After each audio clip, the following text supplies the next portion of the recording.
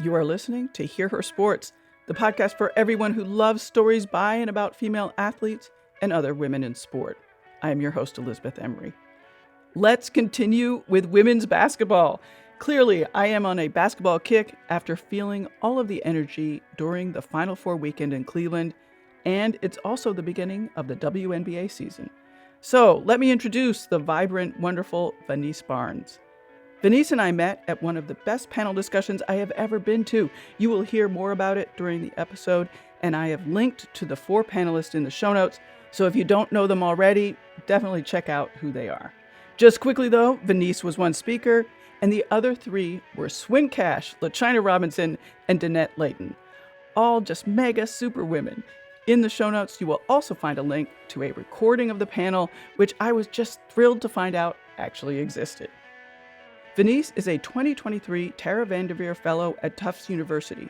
There, she was also part of a 2-year Future Leaders Fellowship program, earning her master's degree in diversity and inclusion leadership in addition to her coaching duties with the women's basketball team. The Vanderveer Fellowship is a smart, long-term thinking women's sports foundation program that supports female coaches and builds women coaching in general, not just in basketball, but all sports. As you will hear from Vanese, the connections between the alumni of the program across sports is one of the major benefits of being honored with the fellowship. Before graduate school, Vanese earned a degree in elementary education at St. Joseph's College in Maine, taught 5th grade for 2 years, was assistant coach for Southern Maine Community College, where she temporarily took over the lead role while the head coach was out on maternity leave, and was a varsity assistant and the junior varsity head coach at Portland High School for a year. Of course, Vanese is an athlete herself. At St. Joseph, she was a member of the Great Northeast Athletic Conference Championship basketball team. She also played and was a captain of the team at Southern Maine Community College. And in high school, she played basketball, soccer, track, and softball. In the episode, Vanese shares some thoughts on the NCAA Final Four weekend in Cleveland, being a Tara Vanderveer Fellow, confidence, imposter syndrome, balancing aggression and controlling emotions, how everyone needs to catch up with where women's sports are right now, her identity as a mixed-race woman, representation, women's coaching, burnout, and Dawn Staley. And as always, if you enjoy the episode, I really would love it if you shared it with someone you know who would enjoy it as well. Hello, Vanese. Thanks so much for being here. I really appreciate you saying yes. It's really awesome. Of course. I'm happy to be here. You and I met during the Final Four weekend in Cleveland. I just want to start things off by finding out, what did you think of Cleveland, the whole event, all of the games? And you were here for a coaching event, right? Yes, I was out in Cleveland for the Final Four convention. So professional development by day and then all the games by night. Cleveland was pretty fun, actually. We got to stay in a spot that was really close to everything. I loved the walkability, the people were great, and I mean, as always, women's basketball puts on a show, so the games themselves are pretty great too. Did you get to go to all of the games? No, this year, as you can imagine, tickets were a little pricey, so we didn't get to go this year, but Yeah. we made sure to find a really good spot to sit, have beverage, have some nachos and all that stuff. Oh, well, good. Where did you go to watch? There was a brewery that we had gone to for the first set of games. I can't remember the name of it. And then there was this little strip of restaurants, and it sat on the corner. It was like this little sports pub that we went to, and they had it on every TV, which was great. That's nice. And was the sound on? Oh, yes. We were like, please make sure the sound is on, and I want it loud. I will have to say that I went to the semifinals at a pub, and they did not have the sound on it. It totally felt like the sports bra experience. Yeah. Yeah. So you were also here for a coaching event. What was that? And what was it like? And what were you doing? Yeah, so I had the opportunity to be a part of a event that the Women's Sports Foundation was hosting and had a really awesome panel that I was able to be a part of, sitting with Danette Layton, the WSF CEO, Swin Cash, LaChina Robinson moderating. So really, really special event. Just getting to speak to some of the people there at the school and getting to just kind of give our story and the importance behind sport as well. Yeah, that was actually where we met in person. And it was an amazing, amazing panel. I felt like I had stumbled into just like this, I don't know, it was like this conference of greatness, the four of you. It was amazing. Yeah, it was. I wasn't sure what to expect, and I was also like, "Are you sure you asked the right person? I don't know if you meant to ask me." Um, but I mean, the Hawkins School was gorgeous. It was really great to be a part of, and definitely a great opportunity. Obviously, speaking wise, but also networking wise, like getting to meet you and make connections like this, which is great. Yeah. So I'd like to follow up on some of the discussion of the panel because I really can't emphasize how great that panel was. It was one of the best panels I've ever been at.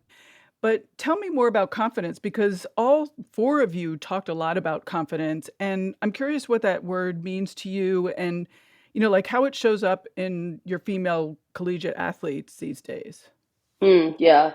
I would say when I first hear the word confident, it's kind of the opposite. It's like a little scary to me always. Hmm. Um, I think I personally have lacked some confidence over the years, just kind of growing up, especially as a mixed woman in a very small, predominantly white town in Maine, and then kind of transitioning out of that small town, first to Portland, Maine, and then now down to Boston, where I'm an assistant at Tufts University. And I think you definitely still see, even though it's been a little while since I was younger, but you definitely still see that confidence that a lot of my student athletes lack.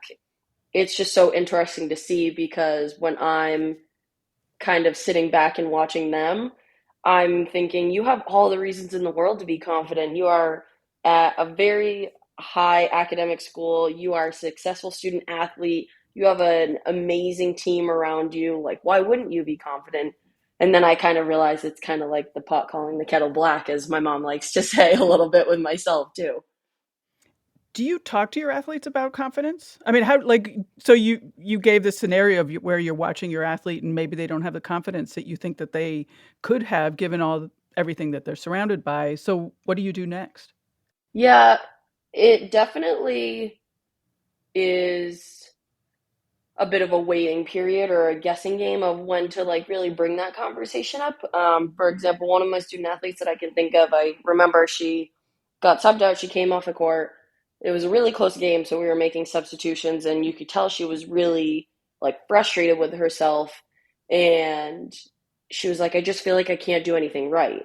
And so I ended up following up with her at our next practice and just kind of having that one-on-one conversation off to the side and really just trying to pick her brain is where I try to come from and understand their point of view and how they see it from their lens, and not necessarily then coming back with the answer of like, you just need to be confident, but what can I do to help you feel more confident? What can we as a coaching staff do to help you feel more confident? I think that word is so interesting, and I've said that a lot on the podcast, but, to me, it sounds like confidence, and it has this sort of like there's it's very momentary. Whereas now when I think about confidence for myself, it's more about, something long term, which to me that word doesn't reflect somehow. Totally agree.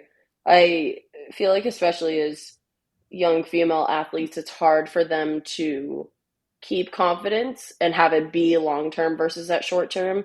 I think it comes from comparison, which I believe girls and women naturally always do, Mm. whether it's just to other girls and women, but also like their male counterparts and how they're doing. And especially in sports, there's so much more like traction around men's sports. And we can see that the traction's happening around women's sports, but I think it's hard to keep that confidence. And I don't necessarily know where it comes from, but it's almost like frowned upon if you do have too much confidence as a woman, especially.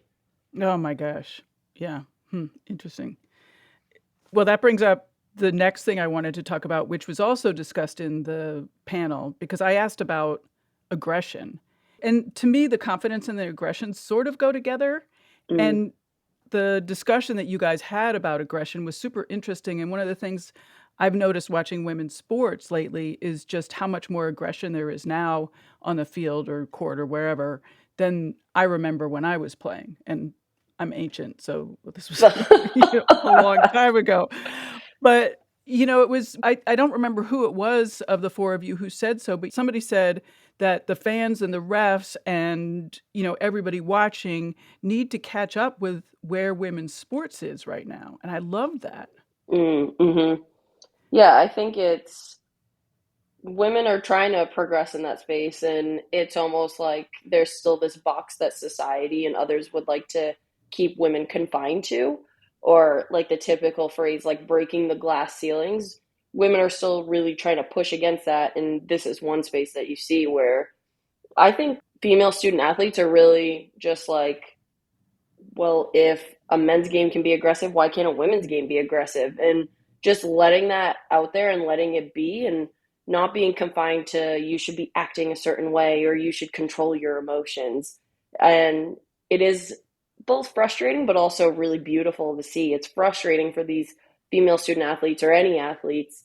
It's also such a beautiful thing to kind of see women pushing back against that of, you know what, like you can keep your opinion over there. I'm just going to keep still playing hard, and I might push a little bit and I might get a little sassy, and that's fine. Do you think that this is happening naturally, or are you, like, is there some discussion about playing harder or playing more aggressive or playing with more confidence? Like, where I is it think, coming from, I guess? yeah, I think it's a bit of both. I know our coaching staff specifically, we touch on it time to time of, yes, there is an extent of wanting to control your emotions. Like, we don't want you to get a technical because the ref Right. missed a call, but you also shouldn't be afraid to play with your emotions. And we brought that up to our team before, and making sure they understand that there's a difference between those two things. Like, we want you to play hard and have that fire. And I have one of our student athletes on our team who, she is an absolute spitfire, and she is sassy, but she's like a gritty player and she plays so hard. And she's one of the players, for example, where we want her to understand that balance of the two. And I think it's honestly kind of a difficult thing for them to really understand and harvest. Where do you think the refs are? Like, going back to what I remember from the panel, like, where are the refs and the fans in relation to understanding females athlete aggression? I think they're kind of on two separate pages when it comes to refs and fans. I think fans are starting to get there with how women play, and I think refs, and not to knock on referees obviously, but we have a predominantly like older group of referees, and even more predominantly is men. Mm. And so it's hard, from my personal opinion, I think it's hard for them to kind of adapt to what women are doing now and how women are playing now or participating in their sport. And it's almost like they have to evolve a little bit too, but it is hard with a predominantly older group of referees to kind of adapt to what's happening now in sport. It's so interesting. I had never thought about that aspect of it, of, the refs are making judgment calls about aggression in terms of the rules of the game. I mean, obviously not just in basketball. We certainly saw it on tennis court as well. Yeah. And I think there's so much that they already have to adapt to, and not necessarily to just give them kind of a pass on it. But I do think it's probably also hard for them to be able to adapt to all of these changes and a playing style. Like, a playing style isn't necessarily going to be in a rule book. It's all of their judgment, and that judgment's coming from prior knowledge and prior experiences. Sure, and definitely women's sports has changed so quickly. Oh yeah, for sure. And I mean, for the better, Oh, absolutely. Like, yeah. it is such a fun change to see and kind of be a part of.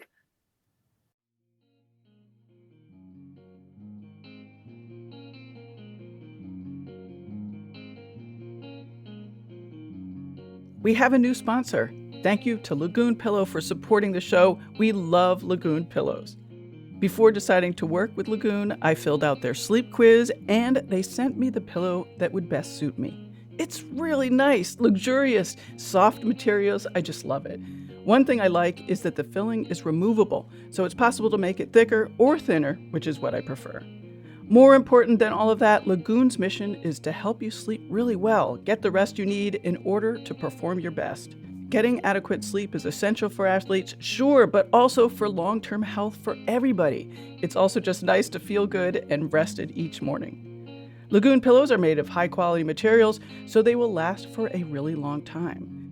Lagoon is offering Hear Her Sports listeners 15% off one pillow when you use the code HHS15. To use that offer, go to lagoonsleep.com/HHS15 to order.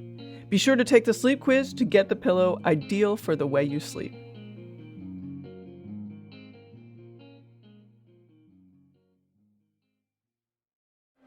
Sports stars.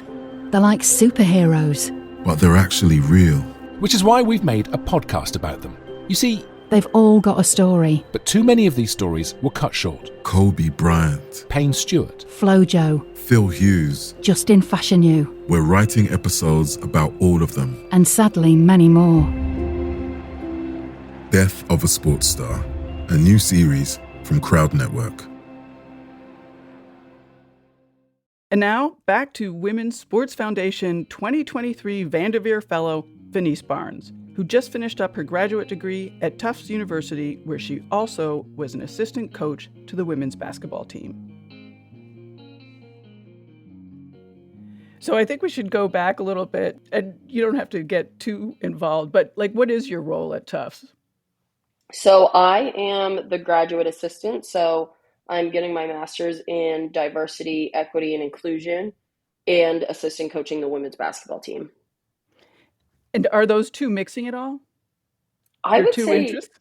yeah, for sure. I'm actually in the process of finishing up my degree, and my capstone thesis, whatever you'd like to call it, actually focused on like women of color breaking barriers into athletics. So I was really able to tie in my experience from school, but also my experience from my passion and my job. Oh, that's awesome. And it's really been fun to kind of see like those things go hand in hand, even if they don't really seem like they do on the surface. Right.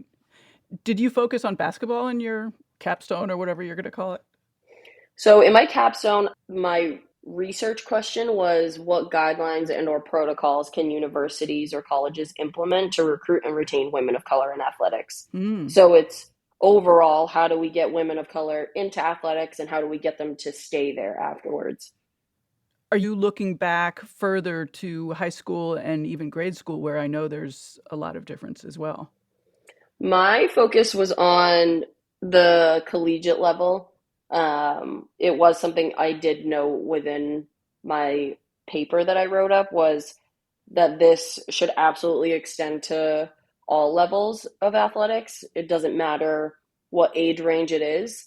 I think college was just the easiest for me to like hover my topic around just Sure. because it's something I'm immersed in, but that it is important to keep this in mind for all levels. Well, that sounds great. You are also a Tara Vanderveer Fellow. So tell me more about that. We've had another Vanderveer Fellow on the podcast, but not in basketball. So I'd love to hear sort of what your experience has been. Like how has it been important for you? It's been really amazing. I honestly wasn't really sure what to expect from it. And going back to talking about confidence, I was imposter syndrome through the roof. I was like, are you sure I was supposed to be selected for this? I don't think you emailed the right person, da da da. But it's been an amazing experience. I think one of the biggest things I reflect on is, like I said prior, I'm from a really small white town in Maine. And one of the things with the Tara Vanderveer Women's Sports Foundation is there is an annual salute, and it's coming together with all of these like really incredible, powerful women, all to kind of celebrate the Women's Sports Foundation and women's sports. And I was so starstruck when I first went to that event. I do remember just kind of this like internal feeling of it really makes you want to keep going because there's so many incredible women around you. And this whole experience of the fellowship has really just given me so many more opportunities. I've been able to network, I've been able to meet people, I've been able to travel. It's been absolutely incredible. Can you give us just a few of the nitty gritty stuff? Like, how does it work? Like, it sounded like somebody emailed you, and then what happened? So it was a part of when I applied for my position at Tufts University. So it was the university applying for it, and then I was selected to receive it. But essentially, there is an opportunity to network with the other fellows. So there's a total of 10 of us. So I'm getting to meet some new friends and also just like hear different perspectives from other people, other coaches in different sports, which is great. And there's also a professional development opportunity they give us as well. They give us a set amount of funds, and for our sport, we're able to attend, participate, do whatever professional development would help us within our sport. So, for example, my funds paid for me to be able to go to convention, which is not cheap. Also, the flights and the housing and food, everything was covered. I was able to travel to see some different practices at Division I institutions. I've also been able to just be a part of different like Zoom professional development calls, whether it's around women of color or just sports in general. And I know some of my other fellows as well have had some really cool opportunities. I would expect that the networking bit is super important because there still are very few, like in the grand scheme of things, very few female coaches. And so I would suspect as you, move up the ranks and get different jobs or try to get different jobs, that aspect of it is going to be essential. Absolutely. I feel like the biggest thing I've heard lately in my years of coaching is it's all about who you know. Mm. And even if one of my fellows is in basketball, I might know her because she's a volleyball coach, and the next institution I go to, we have a connection because we both know this person. So it's really been amazing to network and meet some new people, and I'm such a people person, so it's also right up my alley. What is the state of women's coaching like these days? It is interesting. I would say it's Alrighty. interesting in the sense of I see a lot of 50-50. I see a lot of people who have a lot of passion and a lot of people who are already starting to get burnt out, which is sad to see on that end. And so I think that's why the networking piece is so important, being able to lean on someone, lift each other up, and help ourselves to keep going. But I think in the midst of kind of that chaos that might happen, there's also a lot of growth that's happening. It's amazing to see a lot of women taking over women head coaching roles at lots of different divisions and programs, and getting to see that traction coming back. Kind of, we're thinking back to like Title IX is what I think of, that traction starting to happen again of getting women back into those roles. You mentioned burnout. What's causing the burnout? And is that burnout different for the women than it is for the men? I'm assuming that was sort of what you meant. I think it is. I think it's different. I'm also kind of reflecting back to like my capstone work that I did, and a part of that was just discussing like where that might come from. And especially for women of color, you first of all deal with the layer of being a woman. You're a person of color. That intersectionality, for some people, it doesn't even go through their heads. So you're kind of left in this like lonely position. It's really hard. And so when we're left in this lonely position, it makes it really hard to just kind of keep moving forward and feeling the positive reaction that's happening from your action. I think women in general just kind of struggle with that overall, is it can be really lonely, and there's a lot of demand, especially for our student athletes that happen now. So to just kind of keep going through that struggle, it can be a lot sometimes. And so I think if you just continue to find those people you can lean on, that's really what helps us to keep going and seeing that positive reaction from what we're doing in our coaching roles. Yeah, I was going to ask, what do you do when you get to that point of loneliness and you're thinking like, oh my gosh, I have burnout. This is terrible. What do you do? I have learned self-care is huge. And so for me, that might look like working out. It might be my therapy call that I have. It might also just be my friends. Some of my friends who aren't even in coaching or in sports. For example, I have a group chat with two of my best friends, one who's a dental hygienist and one who's an athletic trainer at the high school level. And when I just need to kind of vent and chat and talk and get my mind off of things to be able to reset, they are there at the drop of a hat to have a nice little group FaceTime or just talk it out, even though we live miles and miles away. So I think being able to have that reset in some sort of way, and that looks different for everyone, it helps to be able to come back fresh and ready to go. What do you think now are the differences for female coaches and male coaches that are perhaps maybe causing some of this burnout, or that could be to our benefit, whichever one you'd like to share, or both? I think it's to our benefit in the sense of, like I said, we've seen that traction of women coaches are stepping into those head coaching positions now, whereas that decline kind of started to happen post Title IX, and we're really seeing it start to ramp back up. So, to our benefit, more women are really stepping in and taking those positions. And I also think there's still some imposter syndrome that a lot of women feel. And so it's hard for them to just feel as though, hey, you should apply for this position because you have some of the qualifications. I know a lot of women, when I talk to them about positions to apply for, they're like, well, I don't have this one piece of criteria that it calls for, but they have everything else and so much experience, and we're still hesitant to apply for those positions. So I think, I know that we keep using this word, but that confidence, that imposter syndrome is really still like looming over a lot of women's heads. That's such an interesting thing that women do, not only in sports, certainly. I mean, that's a sort of a story that is in all fields. Oh, absolutely. Yeah. Whether it's sports or, oh my gosh, just like even going to the mall with my friends and trying on clothes, I'm like, we are going nowhere real fast. What changes would you like to see in coaching that would really benefit you or women of color? I think the support has to change, and that support's going to come in different ways. I think the support comes from a network, and that network stems from getting more women of color or just people of color in general into those positions. I think there's a lack of women of color within athletics in general, but also coaching.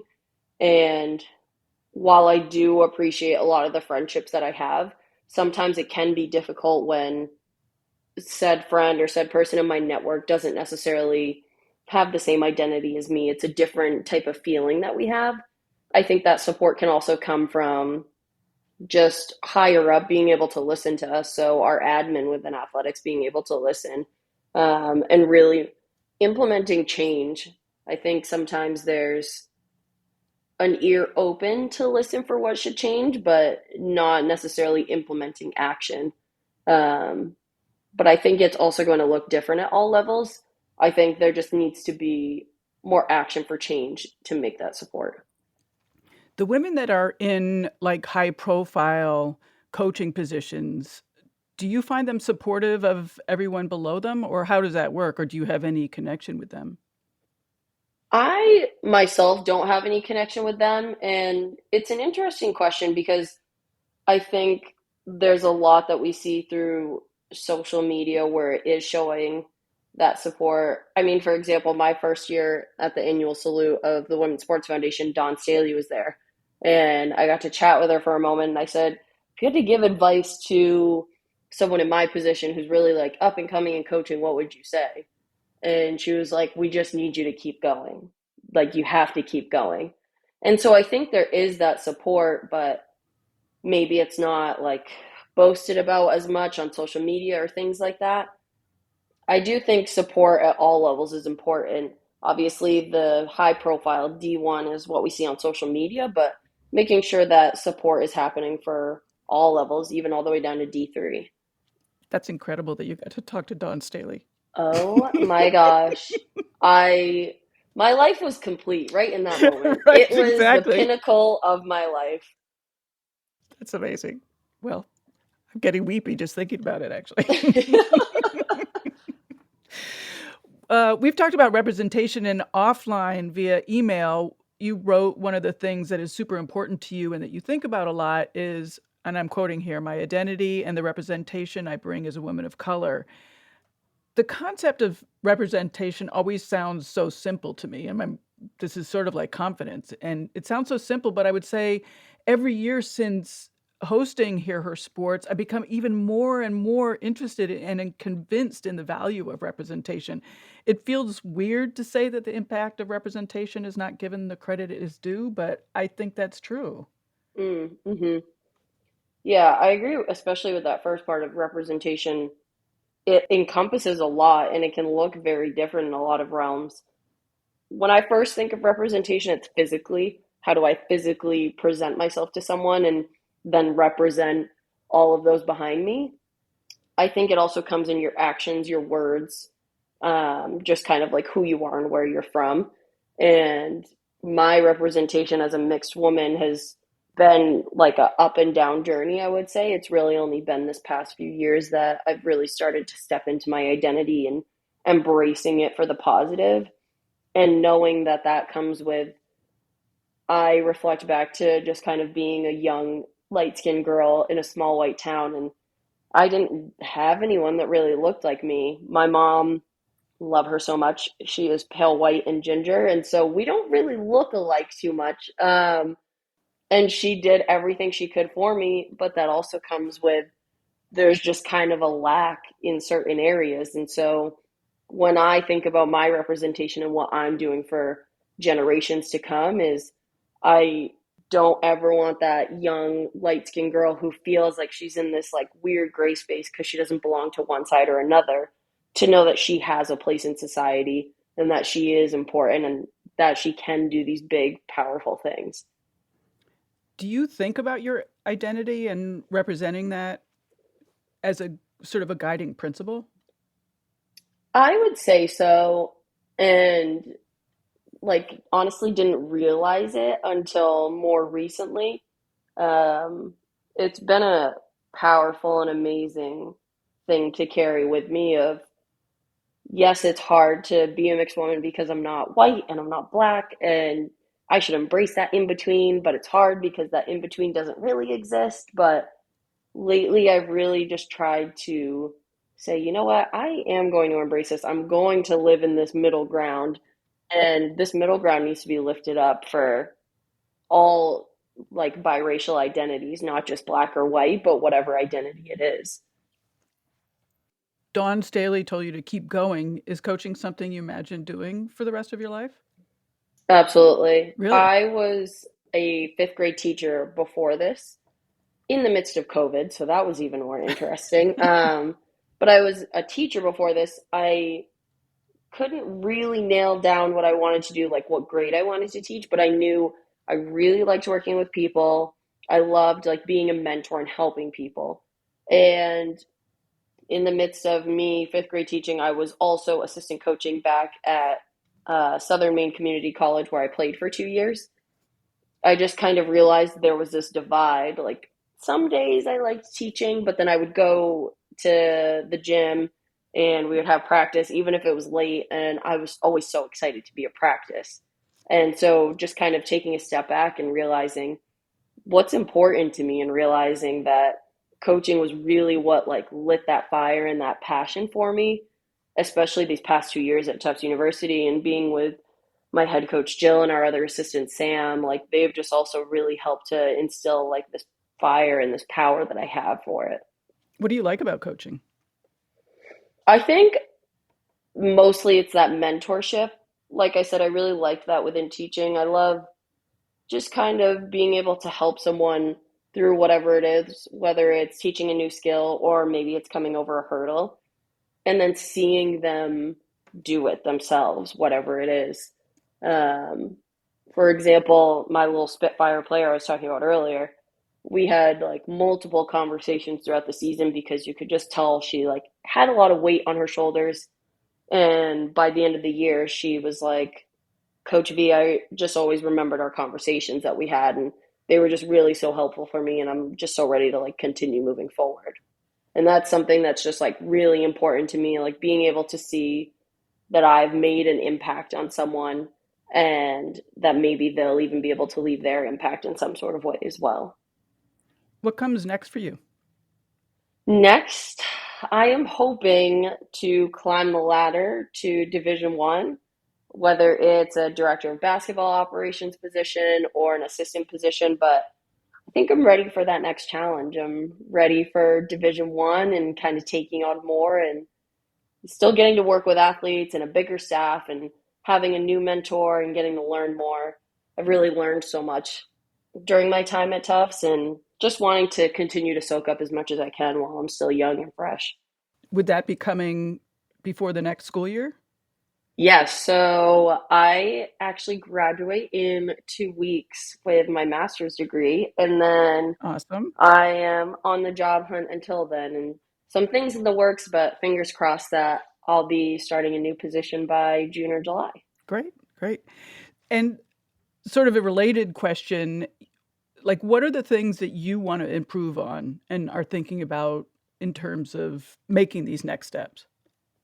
I would say two things come to mind. One is specifically basketball related, just really growing my knowledge around the X's and the O's of the game itself. And that comes with having another mentor and learning some just from like every person on our staff as well. And also, it's just a different caliber moving from D3 to D1. The other piece I would say is just my confidence.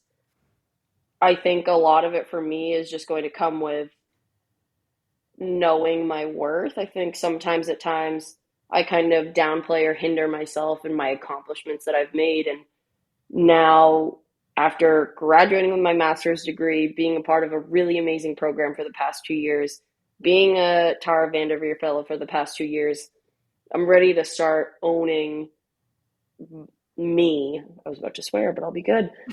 Owning me and my accomplishments and accepting those and being happy and proud of those. I think it's the confidence is going to come with that. From the outside, you're very impressive. So. Thank you. You don't have to give away secrets or negotiations or anything, but like you're wanting to make this next step, get into a position in a D1 school. What are going to be the guiding principles for selecting that next position? You know, like, is it the school? Is it the location? Is it the coaching staff? What are the things that you're looking at and what are important? The big things I would say that are important are, or actually, it's really just two things. One, it might be a little picky, but I would love to work for a female head coach. Oh, And that's not two, picky. I love that. and two, I just really want a good mentor.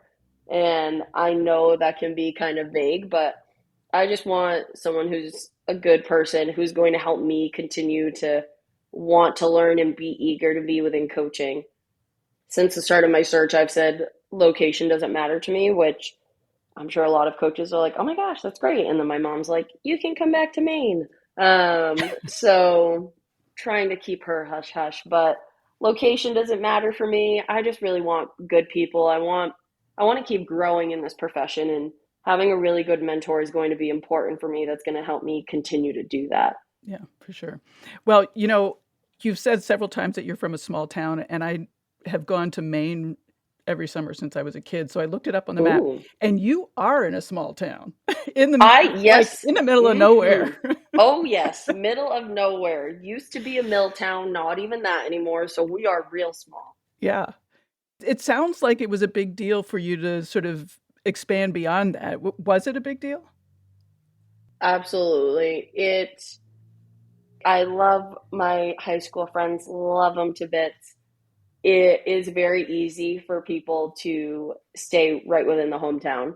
A lot of people settle and stay right within the community or close by, and not many people break out from that and try something completely new, especially like moving to Boston, and just kind of trying something new with a career.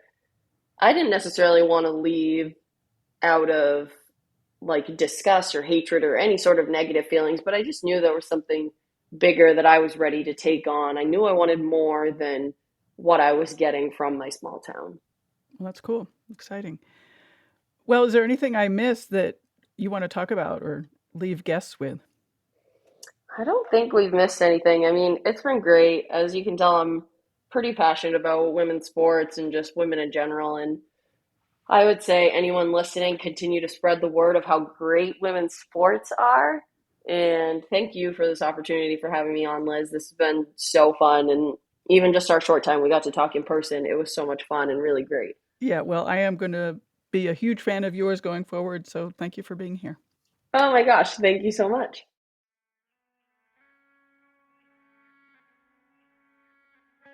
Well, an absolutely huge thank you to Vanese Barnes for taking time to be on Hear Her Sports in the final weeks of her graduate program. I so appreciate that. And as I said, I am so excited to follow her career. I am already imagining very, very good things. Head to her show notes page for links to things we talked about, including the Women's Sports Foundation Vanderveer Fellowship, some related episodes like the Sports Bra founder, Jenny Wynn, 800-meter runner, Kendra Coleman, and another Tara Vanderveer fellow, Kristen Bourne.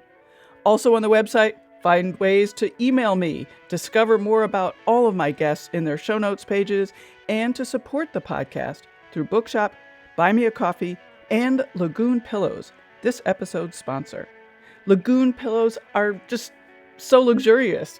Take a look at their site, lagoonsleep.com/HHS15, and also get your 15% discount on any pillow.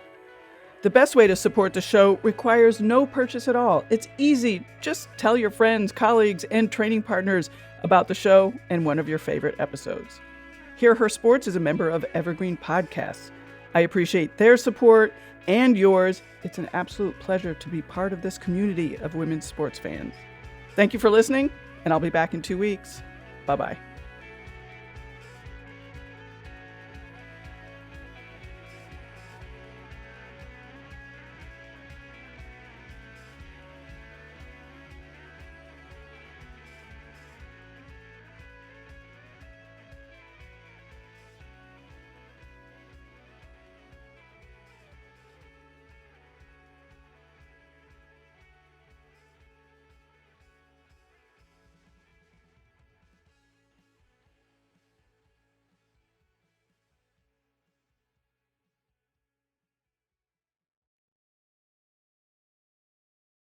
Hey there, my name is Michael Laminato, and this is Pit Pass F1, a brand new podcast that'll take you closer to the action of the world's most prestigious motorsport. From Monaco to Miami and Australia to Azerbaijan, Pit Pass F1 is on the ground and has you covered. Esteemed F1 journalists Julianne Cerasoli and Chris Medland will take you inside the sport every round. They'll keep you up to date with the latest news breaking in Formula One and the most influential views shaping the world of Grand Prix racing.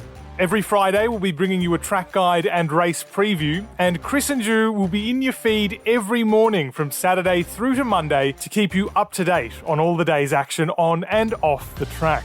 So if you want to be in the know on the latest in Formula One, subscribe wherever you get your favourite podcasts and visit us at evergreenpodcasts.com. Pit Pass F1, a brand new show for Evergreen Podcasts.